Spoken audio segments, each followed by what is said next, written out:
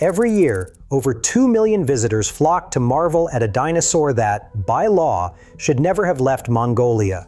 The official museum plaque claims a clean sale from a private collector in the 1990s, yet not a single government export permit can be found. The fossil's paper trail vanishes for 13 crucial years, while similar Tarbosaurus skeletons trade for millions at auction.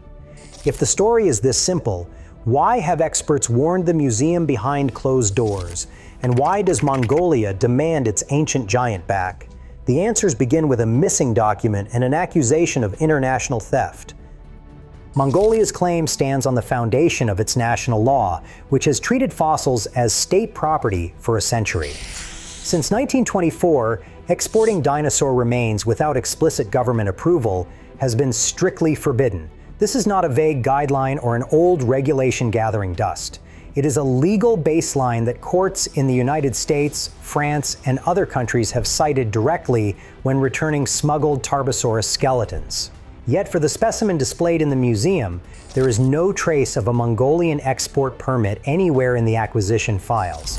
The audit trail, meant to document every transfer from dig site to display case, collapses into silence between 1995 and 2008. During these 13 years, not a single document, no customs declaration, no shipping manifest, no official letter ties the fossil to any lawful export from Mongolia. Instead, the only paperwork on file is an auction catalog entry that states private collection, acquired in the 1990s. This gap is not a bureaucratic oversight. Under Mongolian law, every Tarbosaurus skeleton found within its borders is considered national patrimony. The law requires a government-issued permit for any fossil to leave the country, regardless of who claims to own it. When investigators and legal experts scrutinize accession records, the absence of this permit is immediate and glaring. In the 2012 case that led to the return of another Tarbosaurus, a U.S. court ruled that the lack of an export license alone proved illegal removal. The same legal principle applies to the specimen at the center of this dispute. No permit, no legal export, no matter what a museum label claims. This is not a technicality. The missing document is the difference between lawful stewardship and international theft. Without it, the provenance story told to millions of museum visitors is not just incomplete, it is fundamentally at odds with the law that governs Mongolia's ancient heritage. Scientific analysis can cut through the fog of missing paperwork and vague auction records. In the lab, the bones themselves become evidence. CT scans, a standard tool in modern paleontology, reveal the internal structure of a fossil without damaging it. By running a Tarbosaurus femur or skull through a CT scanner, technicians can spot telltale features, density changes, healed fractures, even ancient bite marks that match known Gobi Desert specimens. But the real breakthrough often comes from analyzing the matrix, the rock still clinging to the fossil. Every dig site has a unique blend of minerals, shaped by millions of years of local geology. By sampling the matrix and running it through X-ray diffraction or mass spectrometry, specialists can pinpoint the fossil's birthplace with surprising accuracy. Nemegt Formation fossils, for example, carry a signature mix of volcanic ash and iron-rich clay, distinct from anything in China or Central Asia. Forensic teams also extract metadata from digital files tied to the specimen. High-resolution photographs, CT scan logs, and even PDF documents from the prepping lab carry creation dates, GPS coordinates, and author names. When a museum claims a fossil was prepped in Europe in the 1990s, but the metadata shows a file created in Ulaanbaatar or Beijing in 2008, that is a red flag. Mineralogists and lab technicians work side by side, comparing the bone's chemical profile to reference samples from museum collections and recent repatriations. In recent years, these methods have helped courts confirm that so-called private collection dinosaurs actually came from Mongolian sites, not anonymous foreign diggers. The evidence is not just academic, it is courtroom ready, and it has already forced the return of million-dollar fossils. The bones tell their own story, if you know how to listen. This scientific forensic work gives communities and courts the tools to demand transparency and return. In the Gobi Desert, the hunt for dinosaur bones is not the work of scientists in broad daylight, but of dig crews moving fast and quiet. These teams, often local herders or itinerant laborers, work by hand or with stolen mining explosives, prying massive bones from the ground under the cover of darkness. Once a skeleton is exposed, it is wrapped in plaster-soaked burlap, field jackets that protect the fossil but also disguise it for what comes next. The journey out of Mongolia begins with a battered truck or a caravan of camels. Fossils are loaded alongside sacks of coal or scrap metal, then ferried along mining roads built for copper and gold. These new routes, funded by international mining companies, have cut travel time from days to mere hours, making it easier for traffickers to reach the capital. At the outskirts of Ulaanbaatar, the cargo transfers to a network of handlers. These middlemen offer bribes to customs officials. Sometimes as little as $500 is enough to let a crate labeled geological samples or agate stones slip through inspection. From there, the fossils move by air. Chinggis Khan International Airport is the main exit point, with weekly flights to Beijing and Tokyo.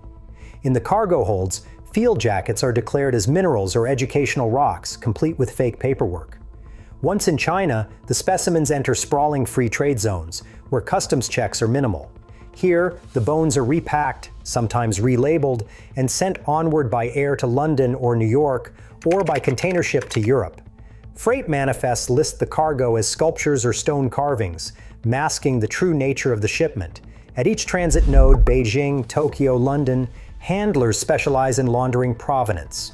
Some fossils pass through 3 countries before reaching the hands of a Western dealer. By the time a skeleton arrives at an auction house or museum, its Mongolian origin is buried under layers of paperwork, false export permits, and vague claims of private collection. 1990s. The diggers who risked arrest in the desert see only a few $100s. The real profits accrue as the bones move west, each handoff adding another layer of distance from the original crime. Auction houses in New York, London, and Paris have become the final stop for fossils that began their journey in the Gobi Desert.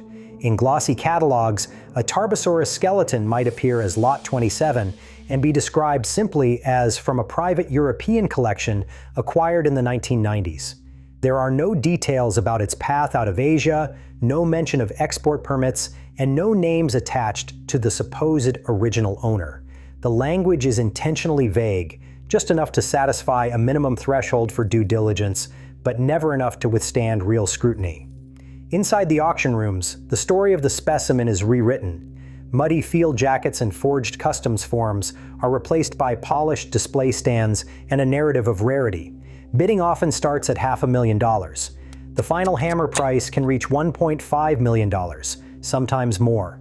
For the diggers and middlemen who risked arrest in Mongolia, the payout was a fraction of 1% of that sum. The real money flows to dealers, auctioneers, and collectors at the top of the chain. The careful wording in auction catalogs is not an accident. Phrases like property of a private collector acquired before 2000 or from an old European collection are designed to create a sense of legitimacy while obscuring the fossil's true origin. These patterns appear again and again in sales records. Even when red flags are obvious, such as missing documentation, the sudden appearance of a complete skeleton, or a gap in provenance, auction houses proceed, insisting they are not responsible for verifying the legality of every specimen. Once a fossil is sold, its new owner can claim to have purchased it in good faith, often with a letter from the auction house attesting to the supposed legitimacy of the transaction. This final transaction launders the fossil's past, making it nearly impossible to trace its path back to the Gobi Desert. The economic injustice is stark. A 67-million-year-old skeleton, stripped from Mongolia for a few $1,000s, transformed into a Western trophy worth millions. Paleontologists in Mongolia and abroad have spent decades cataloging the losses caused by fossil poaching.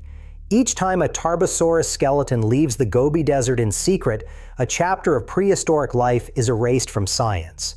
In the last 20 years, researchers have documented hundreds of missing specimens, entire bone beds stripped, leaving only scattered fragments behind. These are not just numbers on a spreadsheet. Each missing skeleton means lost information about dinosaur growth, disease, and ancient ecosystems. Scientific papers on Tarbosaurus often include footnotes listing specimens that vanished before they could be studied, or that surfaced in private collections with no excavation records. Without precise data from the original site, sediment layers, associated fossils, and even pollen grains, scientists cannot reconstruct how these animals lived or died. The publication gap is stark. In peer-reviewed journals, the number of new Tarbosaurus studies based on properly documented Mongolian fossils has dropped sharply since the mid-1990s. Meanwhile, auction catalogs and private dealer lists feature dozens of skeletons with no scientific description at all. One Mongolian paleontologist put it bluntly, "We see our dinosaurs in foreign museums, but we cannot study them. The science is lost to us. For students and researchers in Mongolia, the absence is visible in empty museum halls and in the thinness of the academic record. The loss is not just cultural, but a permanent hole in humanity's understanding of life on Earth." Rows of glass cases stand empty in Mongolia's provincial museums, their labels faded, their pedestals bare. Where a Tarbosaurus skull once drew crowds of schoolchildren, there is now only a hollow space and a sheet of paper marked "Awaiting Return." In the capital, the Central Museum of Mongolian Dinosaurs receives fewer than 100,000 visitors a year, a fraction of the millions who pass through Western halls to photograph the same species. Tour guides recount the questions they hear most often from local children. Why do our dinosaurs live in other countries? Why can't we see them here? Tarbosaurus. The loss is not measured only in scientific papers or lost research. It is a wound felt in the rhythms of daily life. Museum staff in Ulaanbaatar have counted more than a dozen display plinths left vacant since the poaching surge began in the late 1990s. For smaller towns, the absence is even sharper. The arrival of a dinosaur bone once brought a wave of visitors, filling hotels and restaurants, supporting families who now watch tour buses bypass their communities in favor of foreign destinations. In Saenshan, a single missing skeleton means the difference between a bustling summer season and shuttered storefronts. Poaching. For many Mongolians, these fossils are more than ancient bones. They are a piece of national identity, a source of pride in a land where the Gobi's secrets belong to everyone. Each empty case is a silent reminder of what has been taken and of the long struggle to bring their prehistoric heritage home. Heritage. The museum's public stance is unwavering. The director points to a policy that requires every acquisition to be vetted for legal provenance. According to the official statement, the Tarbosaurus skeleton was purchased in good faith from a reputable dealer, with documentation showing a transfer from a private collection in the 1990s. The label on the display case echoes this narrative, offering visitors a reassuring story of due diligence and responsible stewardship. Behind closed doors, the story is less tidy. An internal email from a curator dated June 2012 flagged the absence of any Mongolian export permit in the accession file.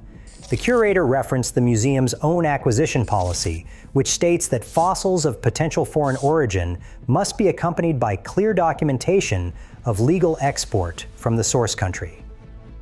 The email raised concerns that the auction paperwork, an unsigned catalog entry, and a photocopied letter from a dealer fell short of this requirement. The message was marked as read by the director, but no follow-up appears in the file. Legal memos circulated among the museum's leadership in the months that followed. One draft, prepared by outside counsel, warned that returning the skeleton voluntarily could set a precedent, potentially exposing the museum to further claims. Another memo advised that keeping the specimen on display without admitting wrongdoing would limit legal liability unless Mongolia could produce direct evidence of theft. The result was paralysis. The director continued to assure the board and the public that the acquisition met all standards, while the curator's warnings faded into the background. No new provenance investigation was launched. The skeleton remained in its glass case, a silent beneficiary of institutional inertia. Legal victories have changed the fate of stolen fossils before. In 2013, a federal judge in New York ordered the return of a $1 million Tarbosaurus skeleton after the smuggler Eric Prokopi was convicted and sentenced to 3 months in prison. The court accepted Mongolian law as the standard, ruling that the absence of an export permit proved the specimen's illegal origin. That skeleton now stands in Ulaanbaatar, not behind glass in an American museum. Precedents like this have forced change far beyond Mongolia. In 2022, Brazilian officials secured the return of dozens of pterosaur fossils from a German collection after proving their illicit export. Chinese courts have clawed back more than 5,000 fossils from US buyers by tracing paperwork gaps and leveraging international agreements. Egypt reclaimed a dinosaur from Canada after an 8-year standoff. Each of these cases started with a paper trail, a missing permit, a vague auction listing, a gap in the chain of custody, and ended with a government demanding accountability. Repatriation lawyers point to these wins as proof that the law, when paired with persistent public pressure, works. The tools are within reach. Anyone can take a photo of a museum label that lists a private collection or missing provenance. Filing a public records request, sometimes as simple as emailing the museum for the accession file, can expose gaps that institutions hope will go unnoticed. Templates for Freedom of Information Act requests are available online, ready to copy and paste. Social media campaigns, tagging museum accounts, and sharing evidence have forced institutions to respond when legal threats alone failed. The lesson is clear: even the most entrenched museum can be moved. The record of past returns is not just a history of what has been lost, but a roadmap for what can be won. Today, dozens of fossils with contested origins still anchor museum halls, their true stories hidden behind glass. As international pressure for repatriation grows, every label without proof becomes a question of ethics, not just history. The fight over these bones isn't about the past. It is about the honesty of our institutions now. Who decides what belongs to whom? That answer is still being written. Share your thoughts below.